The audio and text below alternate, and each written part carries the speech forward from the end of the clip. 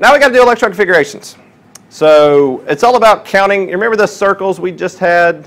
And it had different levels. You know, onions have levels, so do ogres, so do atoms. Well, there's a pneumatic way of actually counting those levels and actually figuring out which sublevel and which orbital they're in. So I got to quickly go through some of that. This is going to take a couple days, but this is next to the last thing we got to do. So the energy levels. If you'll notice about these energy levels, this is a little bit more accurate that you see up here. What do you notice about as you got your nucleus here, and I cut the thing in half, you'll notice that this first level is right here, and then this one, but as you keep going outermost, what's happening to the levels? They're getting closer. Well, because of them starting to get closer right through here, there's going to be some overlap between the sublevels. And that's where we end up with some things that do not make sense. Okay? But let me just tell you, it's because of overlap. So things are going to make sense up to like level 4. And then once we break past period 4, level 4, then things are going to start not making sense because of the order that they go in. But don't worry, we're going to take it slow because this can get tedious. This is probably, I remember doing this in high school, but once you pick it up, it's like nothing. Okay, so this is what I'm talking about with the levels. So the only thing we have discussed so far is the guys on the left. A whole energy level. Nice. Calm and great. However, remember how I said I had electron cloud, energy level, and then I said there are sublevels, and then orbitals? Well, these are the sublevels, and the orbitals are the letters that you see. You see where I'm seeing how much more complicated it can get? Well, makes sense. All right, has 1, this one has 2. I was like, what the crap is this? You know, that kind of thing. This is where I'm talking about. As you get further away from that outer part, those levels are getting closer. So there's going to be some overlap where they have some of them. So they're not going to go in complete order and make sense the way you think they should. That's just an FYI. They're going to jump. They're going to fill up the outer one, and then they're going to move around. So that's just explaining the headache you're about to get. Okay? All right, moving on. So what you need to know is this. We're going back over this one more time. Each sublevel contains one or more type of orbital. Okay? When I say orbital, I'm talking about those letters. The numbers in front that you just saw, that is talking about the level itself. Okay, so there are SPDF. Why is it SPDF? Well, that goes back with Greek letters and things like that, or Greek naming, sigma, pi, delta, things like that. That's why it's SPDF. You'll hear me say SPDF a lot. So you got your S, your P, your D, and your F. You're going to like the S and the P, but when we get to D and F, you're going to be like, shoot me now. But anyway, they do correlate with on your periodic table. Each type of orbital has a different shape. So in other words, the first one, S, this one's easy to remember. It's a sphere, which is just a ball. It's nice and calming. That makes sense. But as we get to P, D, and F, they start taking on other shapes. And they get really weird. Okay? So, for example, if you do have your notes printed out, you will already have these kind of drawn for you, so I'm not going to make you have to actually go through and do this. But I will tell you this. Every time you have an S orbital, you have just one ball or one little shell. When you get to a P, you're going to see these guys. However, you'll notice that they can actually, you'll have, this is one type, they'll have one that will go on this side right here, and then you'll have one that comes out to the Z-axis that comes out towards your head. That's why I mean there are 3 types. In other words, there's different ways I could turn the view and actually make them overlap. When we get to D, you're going to see even more. There's actually 5 ways you can take and turn that. And then you get to F orbital, and my God, that's a lot. That's 7. Only one that I'm really cared about right on here, this is the only kind of test question I can ask you about this. I'm telling you up front here because I like you so much. You need to mainly know the difference between the shapes of S and P. That's it. The D's and the F, that's a AP Chem. We're not going to go too much into that because that, I even had a nosebleed trying to imagine some of the D's and the F's. But the S and the P's are not too bad. They're actually the ones that I think you can handle. So in other words, if I show you a picture of this guy, I'm going to give you 4 options, S, P, D, or F. You're going to say what? P. It's a P. Okay. How I remember this, or how we call this the dumbbell shape. It kind of looks like a dumbbell that you can, you know, curl. S is real easy to remember. Sphere. That's not hard.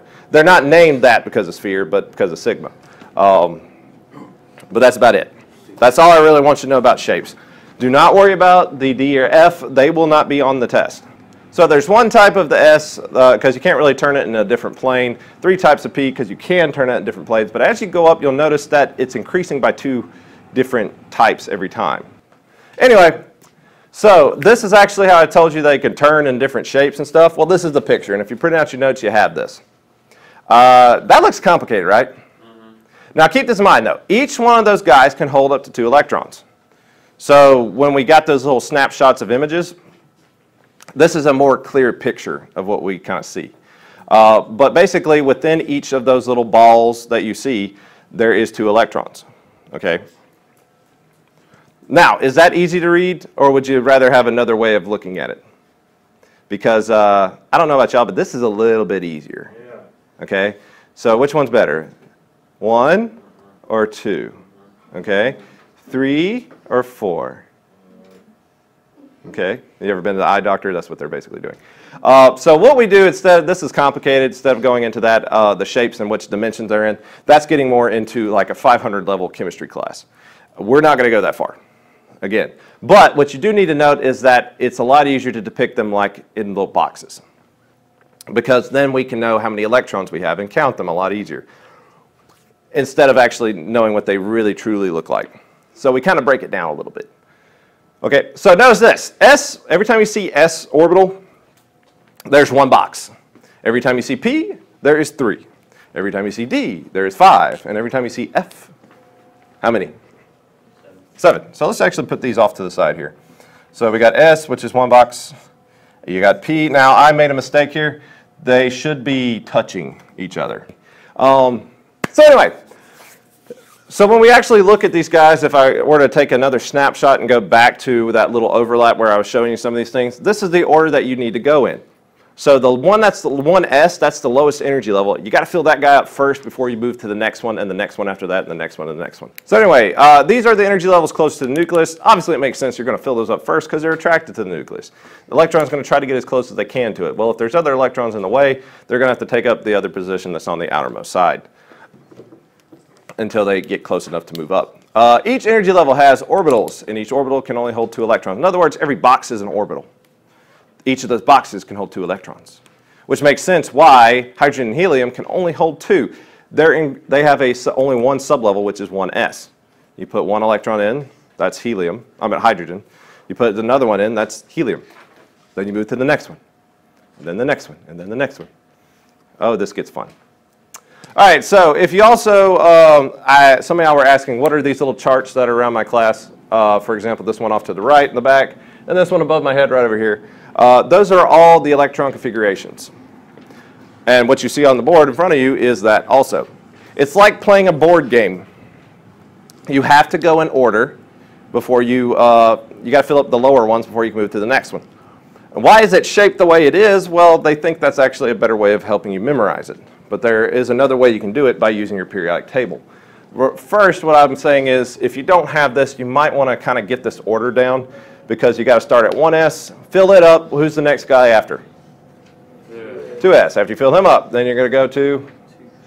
Okay. Now, some people think, oh, I'm just going to go straight down. No! 9. Don't do that. Okay. You got to fill up this guy, and after that, he comes 2p. After 2p comes 3s. After 3s comes 3p. After 3p comes 4s. After 4s comes 3d. 4p, 5s, yada, yada, yada. You get the idea. However, I am telling you, just like earlier, that's a handicap. It's to get you started, which is great. However, if you try to depend on that during the test, you're going to fail. You're going to have to eventually learn to use your periodic table to handle this. The only reason why I'm giving you that now is so that when you do your homework later, you kind of have an idea of what you're doing. What I'm going to do is scroll down here. On your 4th periodic table, I'm going to show you where the blocks are. This is what I mean by use your, by the way, if you haven't wrote it down, this is another way of looking at it. Basically, you could use your periodic table to identify these guys. So for example, let me just show you on the blocks. It's kind of like what? Prison. Oh, prison blocks. Gotcha. That's actually a good one. Let me zoom in here. I usually don't get to this till later, but I'm going to show you now. So on your fourth little periodic table, on that little thing you've been drawing, which you wouldn't have to color these in, but I'd say highlight or outline these guys so that you have this so you can go back to it. The S block is actually, it's kind of like Tetris. I'm not going to go too much into why, but that's what I view when I see this. So you know in Tetris you're trying to fill lines. That's kind of like what they're doing here. So S block actually consists of these first two columns, the alkali metals, the alkaline earth metals. However, hydrogen and helium technically should be over here. And that makes sense because how many valence electrons does helium have? 2. Doesn't these guys have 2? Yeah. So just like hydrogen and helium, those are kind of like the oddballs, even though helium is technically a noble gas. The guys in the Krige filling, which are the transition metals, all transition metals, end in the D block. There is a correlation with all these, which means why are you highlighting these? Well, guess what? The electron that you last write down is going to end in those blocks. And that's one way that you can use to actually write these electron configurations that we're about to do. But notice this. The number that we were showing in front, what does that correlate with on your periodic table? The periods, okay? But however, when you get to 3 and F, they don't. Notice this. 4, oh, that one's a 3, okay? They have to shift them. And yes, that's where the overlap comes, and that's where a lot of people get confused. But guess what? That only happens on these 2 blocks. On the S and P, though, like the ones we're mainly going to be focused on, they do go in order with that energy level, which is great, yay. But when we get to the Ds, you're going to be like, oh, I got to shift down to 3D. All right, so what we're going to do is actually do 2 electron configurations. I'm going to do these up on the board. Because after I get to a certain number, many people start picking it up and they're like, okay, I got this. I'm going to warn you right now. If you think you got it, you may go ahead, but don't do this in pen. I mean, if you do, that's fine, but what if you screw up? It's just like crocheting or knitting. If you mess up somewhere down the line in a thread, you got to unwind all the way back to the beginning and fix your mistake. And all the work you did was actually for nothing. So be sure you're following that order. This is to teach you that. Okay, so first off, how to do this. On your separate sheet of paper, let's start with hydrogen. Okay? How many valence electrons, or how many electrons does hydrogen have? He has 1 electron. Okay? So, who is the very first thing in that little chart that we had? 1s, right? So first thing you need to do is write down 1s. And all you're doing when we do electron configurations, and you might want to title this, you know, electron configurations. But we're also going to do the orbital diagrams with it. Okay, so we got 1s. You always start with 1s. When you read, you begin with A, B, C. When you sing, you begin with Do, Re, Mi. Well, in electron configurations, you start with 1s. No, I can't put a tune to it. So what does that S block look like? How many blocks is there? 1. Just 1. Oh, my pen is not working. So right below it, I would draw a box like this, just to kind of keep things together. And you said how many electrons does hydrogen have? So guess what? As a superscript, or as a power, you write the number 1. And in the box, we represent electrons by half arrows. Not full arrows. If anybody's ever drawn a full arrow, you go by and you pop them in the head. Because we don't do that. Why are we doing half arrows? You'll see here in a second. It makes things less complicated. Oh, by the way, you're done with hydrogen. Well, that was easy. All right, so let's do helium. Oh, boy. All right, so how many electrons does helium have? 1. Now, not valence electrons, just electrons in general. Same as their atomic number. 2, okay? Well, it makes sense. 1, 2. So, again, you start with 1s. And you said 2? So, how many electrons can each orbital hold, or each box hold? 2. So we put a power of 2, and we also draw its little box. 2 electrons in the box, right? So we got 1 here, but you can't draw them both going up. Electrons are both negative, right? If they're in the same level, they're not going to like each other, right? They're going to go opposite ways. Like charges repel, both negative. Makes sense? Kind of like you being roomed with another sibling in your house. You want your own room, right? Well, if you can't have your own room, you're going to tell them, okay, you stay on that side of the room and I'll stay on this side. You're not going to want to be bunk mates, like where you're, in a bunk bed, unless you do have a bunk bed.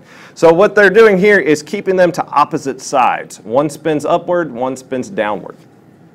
That's why we have half arrows, one going up and going down. If you do a full arrow, it's going to look like an octopus, and nobody likes octopuses unless you like octopuses. Okay, by the way, that's it for helium. Okay. So, however, we now need to get to the other ones. You're starting to see a trend as we start getting on, really about till we get to oxygen. So the next element down the line is lithium. Let's do lithium. Okay, who's the first electron configuration, or the first up on that little chart? 1s, okay, and it's represented by a box. How many electrons does lithium have? 3. Well, here's the problem. Only each box can hold how many electrons? 2. So we can fill it up. We can put 2 in here, just like we did last time. But how many electrons do we have left over? 1. So who's after 1s? 2s. Go back to your chart if you don't know what I'm talking about. I can't pull it up right now. So 2s. Okay. Well, he's an s, right? That is represented by 1 box, just like it says on the board there. And you only have 1 electron left over, right? So we put a 1 here, and we put another electron. You already kind of have an idea how beryllium's going to look right now, don't you? Let me go ahead and jump into beryllium. Beryllium's the next one up, number 4. It's going to be 1s, and he's got a box. So he has 4 electrons, right? Okay, so you put 2 here. 1, 2, got 2 left over. Next level is 2s. And he can hold 2. 1, 2. Then you're done with beryllium. Too far ahead. Who's after beryllium? Boron. All right, so start at the very beginning. He has 5 electrons, right? So we got to put them down. 1s, 2. Notice I'm starting to speed up a little bit. After 1s comes 2s, and it can hold 2. How many electrons have I placed so far? 4. How many does he have? So we got to go to the next guy after that. Who's after 2s? 2p. Some people say 3s, but it is actually 2p. Now remember, we're going in the order of that little chart thing, that little thing. Okay, by the way, also it makes sense. If you look at the blocks we just did, hydrogen, helium, lithium, beryllium, they all ended in S, didn't they? The last thing you filled? Well, those 4 up there. Aren't they the S block? Okay, where were we? Boron, right? Okay, so here's the thing. This is the first P you've done. However, look on the board. How many blocks does a P have? 3. So guess what? You cannot just draw 1. You have to draw all 3. That's why I'm saying keep them connected. So you know to keep them there. So every time you see a P, you're going to write 3. If you see a D, you got to write 5. You see an F, you got to write 7. All right, so we put 2 here, we put 2 here. How many electrons we got left over? So we do 2p1 and an arrow going up. I'll show you this first because otherwise the rules are not going to make sense until you go through it yourself. All right, so that took care of boron. Next one up on the list is carbon. And you already know 1s2, 2s2. You kind of see a pattern going on now, don't you?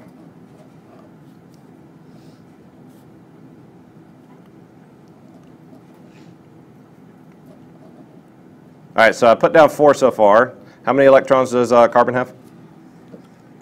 6. So 1, 2, 3, 4. 4 minus 6. How many I got left over? 2. So I put 2 here. But this is why I said wait till carbon. You are going to put 1 electron here. But you remember how I said when we started doing the dots on the board that were right up here? These guys? I love how I can do that now. What did I say? Well, you got to put 1 on each side before doubling up, right? Same thing in their suborbitals. You cannot double up too early. You got to put 1 in every box before you go back and double up. It's a lot like blackjack when the dealer passes out of cards. Not that y'all gamble, but y'all play blackjack. That's one of the simpler ones to play. The dealer passes out cards, 1 each, and then goes back and doubles up, right? I call that kind of like the blackjack rule. So you don't double up right here. You put another 1 out here. You got to put 1 in every box. We couldn't tell you that rule right up here because these guys are only 1 box. It's only got 1 person playing, so you're going to deal it twice to that person. However, in the P, you got 3 different players. So you got to pass 1 card to everybody or 1 electron before you start doubling up. So you're really not going to start doubling up until you get to oxygen. Okay. So while y'all have some of these up there, one thing I do need to quickly talk about is that you are going to do more of these guys. But for tonight's assignment, there is going to be a continuation of this, so don't panic if you don't get done tonight. We are eventually going to do 1 through 60. But to avoid you having to break your wrist and do this all 1 through 60, you're going to notice this, though. You're adding on another whole thing every time. Eventually, your paper is going to be cluttered. Okay? So what we're going to do is I'll show you a shortcut method. You know what? I'll take it easy on you. Tonight's homework, let's do this. Get to 18. I think you can handle a whole nother row by yourself, right? I think that's fair. Instead of saying 30, let's do 18. Let's see if that works, because I hate to overwork you too much, because you're going to feel it tomorrow. So, for example, get to argon, and then after argon, I'll show you a shortcut where you ain't got to keep writing these over and over. By the way, if we're going to do the next one, just to be sure you're started out right, which is sodium, he's got 11, right? So it's 1s2, 2s2, 2p6, but what's after 2p? 3s. Okay, and so then you just fill in the blocks like you're supposed to. Yes, you must write the blocks with that, but let's get to 18. You can probably get that done before you actually leave. After that, Where we left off, we were talking about electron configurations. I did 1 through 10 with you. Technically, I did 1 through 11, but then I made y'all go all the way up to 18. And here's the thing. I'm making you do these all in order so you get a good muscle rhythm. It's called muscle memory. You're just doing it because of instinct. But what will happen on the test, I might say, give me the electron configuration of argon. Okay, and yet, notice I haven't done any of these yet. Well, how do I know? Using that periodic table of knowing the blocks will help you out there. Okay, for example, take a look at your periodic table, which everybody should already have out by now. Sorry. And I'll even use this one as a guide up here. Okay, so you should know the blocks. We had S, P, D, and F. Okay, we wrote those down. Basically, where that element ends on the periodic table, that's going to be the last thing you write down. And that's going to be very helpful whenever you're writing all these things. So, for example, neon ended in 2p6. Okay, how can I just look at the periodic table and tell? Well, it's in the second period, right over there, with me so far. Okay, hence the 2. That's the P block, P. And how many over is it? 1, 2, 3, 4, 5, 6. 6. So you could do the very last one and then just fill in everything before that. And that kind of helps out if you know the pathway to all that kind of stuff. Now I will tell you, the shortcut method really then depends on using that little block method. And it really will save a lot of time, especially when you have to deal with noble gases. So let me show you how I would do it with argon real fast. I'll do it the long way, just to kind of be sure we're on track here. So argon, I'm jumping all the way to argon. I'm using this in blue. Argon's going to be 1s2. How many electrons, by the way? 18? So 1s2, 2s2, 2p6. That's so far 10. You start back over, 3s2, and then 3p6. Third energy level in the p block, 6th one over. And that's how I know how to do them. It's very straightforward. Now the blocks, however, is going to be this. Yes, you're going to have to draw the blocks. There has to be an easier way, Mr. Holcomb. Yes, I'm filling in them wrong, but work with me here. So if you act now, I will show you an easier way. Order now. And that's what your last one should look like, by the way. All we did was, if you notice the difference between these two, all we did was add on the last S and P. Now the next one down is we're going to start hitting on the D's. And that's where some stuff gets a little complicated. Okay, so this is summing up the first 10 once again, giving you an idea of like how the rhythm is going. It's building upon itself. You're throwing in one electron every single time. The half arrow represents the number of electrons, and the superscripts represent the number of electrons. Those have to coincide. However, I did tell y'all yesterday there's a certain way to putting those arrows in the box. And today what we're going to do is go over those rules. Those rules are very important. I did not go over them yesterday because, well, y'all were just now getting this started. Once you now have a rhythm of how things are going, I'm going to now explain to you why you have to do it that way. There are 3 rules that you have to go by. And these are your 3 rules, if you'll go ahead and get them written down. So, first off on the list is AUFBAU. The AUFBAU principle states this: electrons fill orbitals starting with the, and when I mean orbitals, I mean those boxes, by the way. So, electrons are the half arrows, orbitals are the boxes. Electrons fill orbitals starting with the lowest energy level, orbital available, before filling a higher one. In other words, that's why we're starting with the very low level and working our way up. That one's kind of common sense, because it's like, well, it makes sense to start at level 1 and work your way up to level whatever. Now, I'm going to show you a picture, and I want you to tell me what's wrong with the picture. There is something wrong, all right? And you tell me exactly what orbital is being violated. Where do you see a problem? What? At 3s. What's wrong with 3s? They didn't fill it up before going to the next one. Okay, so this element is 1, 2, 3, 4, 5, 6, 7, 8, 9, 10, 11, 12, 13, 14. Which element is 14? Silicon. Silicon, okay? So y'all, did y'all do silicon? Yeah, you did silicon. So silicon, how you should have it, this arrow should be right here. What's going on is that they didn't completely fill 3s before moving on to an upper level, which is 3p.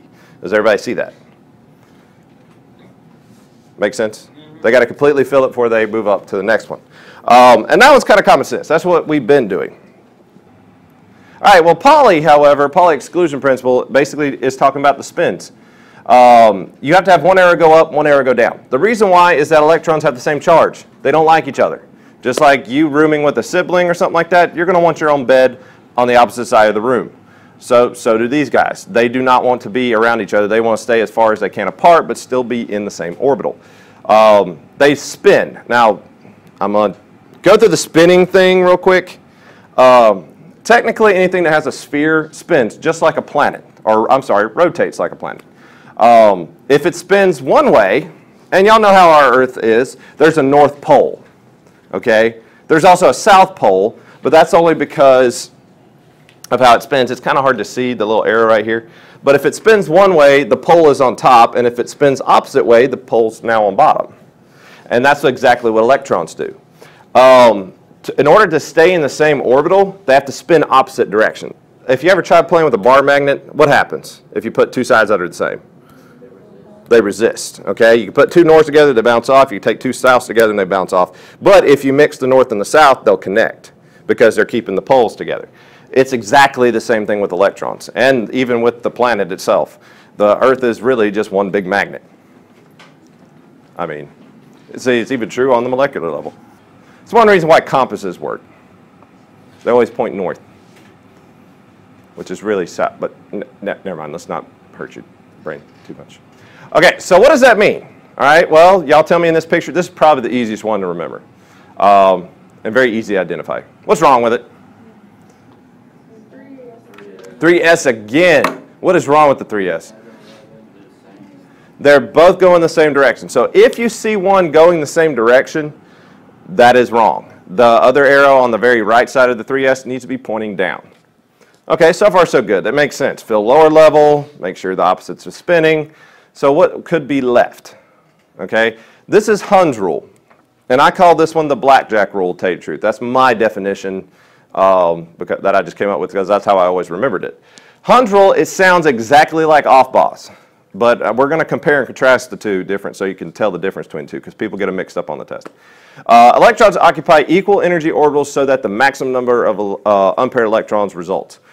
So here's a picture. What's wrong with this one? Okay, so they doubled up before putting one in each slot. And that's exactly why it's called the blackjack rule. So it's like the dealer. Whenever you pass out cards, if you ever play card games, they pass out one to everybody, and then they go back and pass out again. They don't go 1, 2, 3, 4, 5, 6. They go 1, 2, 3, 4, 5, 6. And I don't know if y'all play cards, but I don't know. But anyway, basically what they're doing, they're violating that. This electron right here and this first little P should be over here pointing up. So how is this one different from AUFBAU? Well, look very closely. They look exactly the same. AUFBAU deals with, remember that they put 1 in this 3s and then they have 1 in every single one over here? You recall that? Okay, well with HUND'S, it's just within one orbital. With AUFBAU, it's dealing with more than one orbital. Okay, so AUFBAU was dealing with like S and P. Well, only way you can see HUND'S violated if it's in a P, a D, or an F, and just within that one little suborbital. Okay, do y'all need me to jump back between the pictures real fast? Let's do it real fast, just so you can see what I'm talking about. Because like, what? All I see is P and arrow and all that. Okay, 1, 2, 3, come on, there it is. All right, so this is AUFBAU being violated. See how they have a blank in the 3s and the 3p? So that's going between two different suborbitals. Okay, if we fast forward, wait, too forward. Let me go back. There we go. That's just within one orbital. That's HUND'S. Okay, do you see the difference now? And by the way, that's it. That's the only 3 rules you got to know. And I think those are the only 3 ever. So know that spin opposite, fill lower level before moving up. Be sure you deal out electron in every single box before you move up to the next one. And that's it. Pretty straightforward. Y'all kind of already knew that, but you just need now a name with everything. Okay, so now let's start talking about how to get to a shortcut method. So this is a quick review, once again, in case you missed it, of the first 10 that we did in class. Woo! So some of you are like, well, what's the S and the P and all this kind of stuff? Well, first off, when I showed you those orbitals earlier, they're not really, they're areas, okay? And what happens is, if you have one S, there's only just a certain S orbital, and it is a sphere. But if you have a 2s, that's the next level up. If you have a 3s, that's another level. If you have a 4s and a 5s and a 6s. Now, can you imagine seeing all these guys three-dimensional right now in your head? Makes you kind of nauseous. And it really does, but that's exactly how they look. In fact, they overlap. So the S, so when you did the first S and P, this is actually how it really looks in the atom. Are you nauseous? Good. That's how you should feel. If it makes sense, it's kind of scary. So where you see basically where these overlap at, that's the most common place to find an electron.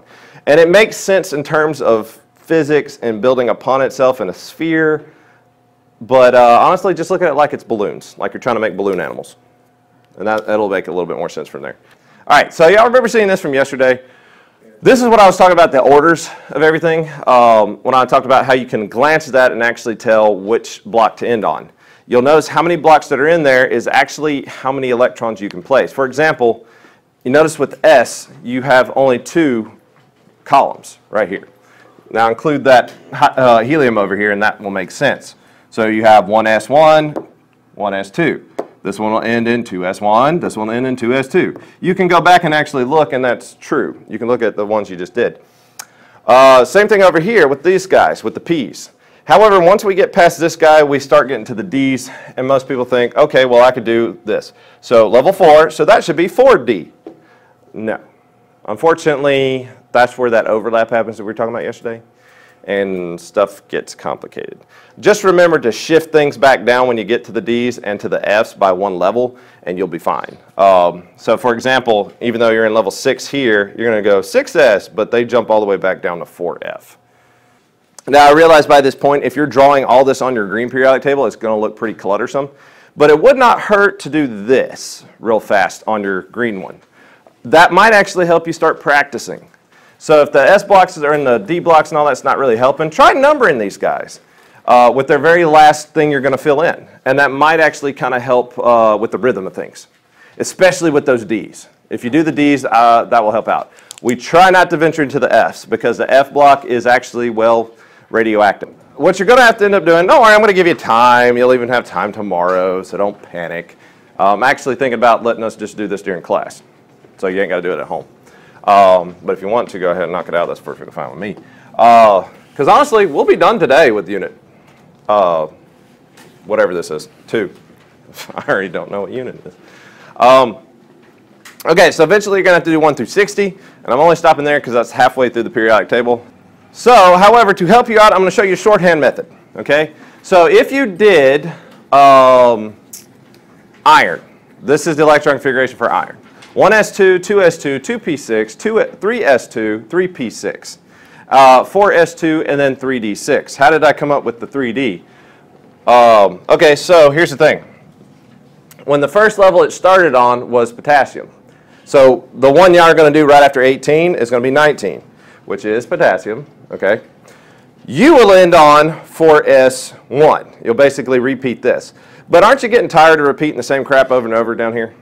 Okay, well, you can actually sum up the previous noble gas, and this only works with noble gases. What are noble gases? 18. Everything on this column. You cannot take a previous element, put it in brackets. I'm yelling at you now because people keep thinking they can do that. Okay? You can't do that. Do you understand? Smell my eyes. Okay. I know, it's my word. So here's the thing. The reason why we use noble gas. What's so special about noble gases? They don't bond with anything. They don't bond with anything because they have a full shell. Okay. So it makes sense to take the full previous shell, knock it out, and that way you're never going to go back to it again. You're just building upon the most outermost one. That's why this one is very special. So we can actually take, believe it or not, you could have done the shortcut yesterday, but honestly that wasn't much to write, so I didn't really worry about it. But let's take the one that we just kind of did. If I was going to sum up sodium in this little shorthand method, I have no idea why this is hole punched, by the way. Let me see if I can line up the previous thing up here. Ah, look at that. That works. All right. So what's going on is this. What is sodium's previous noble gas?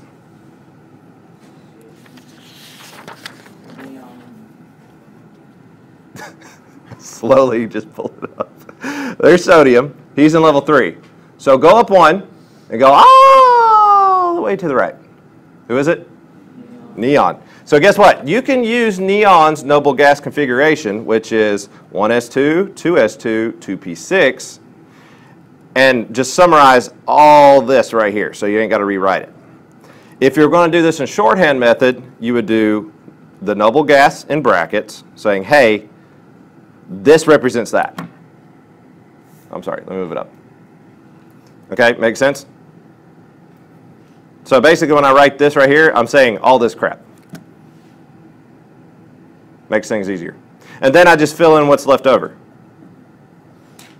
And guess what? Also, you don't have to redraw the boxes for neon. You just start back over. And that's all you would have to do for this guy.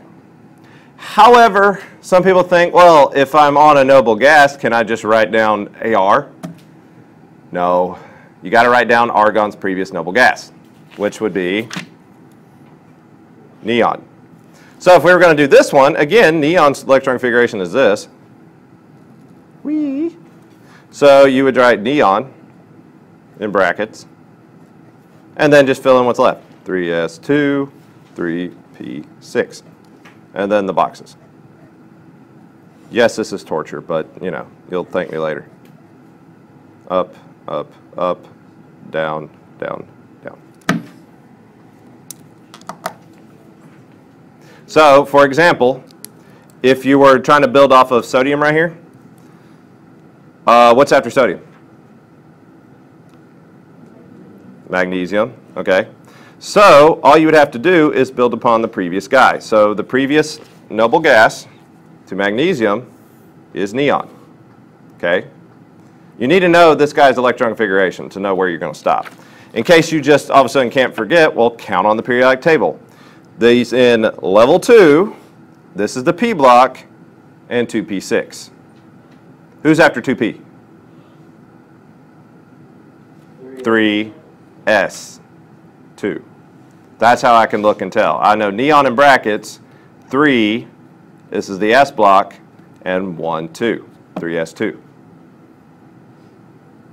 If I'm doing aluminum now, neon in brackets, okay, with me so far. This is level 3, 3s2, 3p1.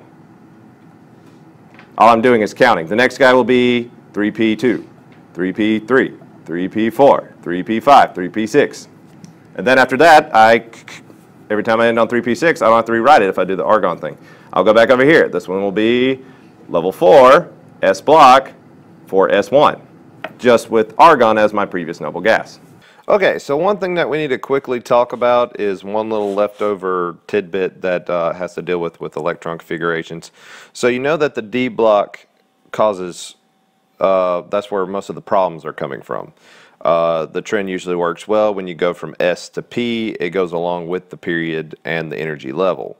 However, whenever you get to D, you notice that everything kind of shifts, and that's where we get into some interesting little tidbits. So one thing that we need to quickly take care of is that there are a few exceptions to the rule when filling the D orbital, and we just need to quickly go over that. So some exceptions to the fill order. Any electron configuration that ends in D4, now not 4D, but ends with the power of or the superscript of 4, is too unstable and actually takes an electron from the previous S sublevel and becomes a D5. Now, one reason why it does this is because, just like in AUFBAU's and HUND'S rule, that S orbital is at a higher energy level than the D. So, for example, if we look at this example in chromium, if you actually look a little bit closer at its electron configuration, the top one is actually showing you how you would normally write that electron configuration. But you'll notice something. The 3D4, 3D is at a lower energy level than 4S. So technically, you're supposed to completely fill the lower energy level before moving on to the next. So technically, when we go to chromium, its electron configuration is technically has a 4s1 then 3d5. That looks like you're violating the AUFBAU principle, but you're really not. The only reason why is because that 4s is at a higher energy level, and so technically you're supposed to kind of fill the lower one beforehand. This only happens whenever about right here, whenever you see that last little shell, it kind of helps fill the gap, so to speak. Really what's going on, if you really want to know, is that there is this huge hybridization of the orbitals. So actually at 4s1 and 3d5, if you put them all together, you're going to end up with, if you want to count them half full shells you have. If you count them, you'll have, if you count the 4s1, 1, and then the rest of the 5 for the 3d5. So 1, 2, 3, 4, 5, 6.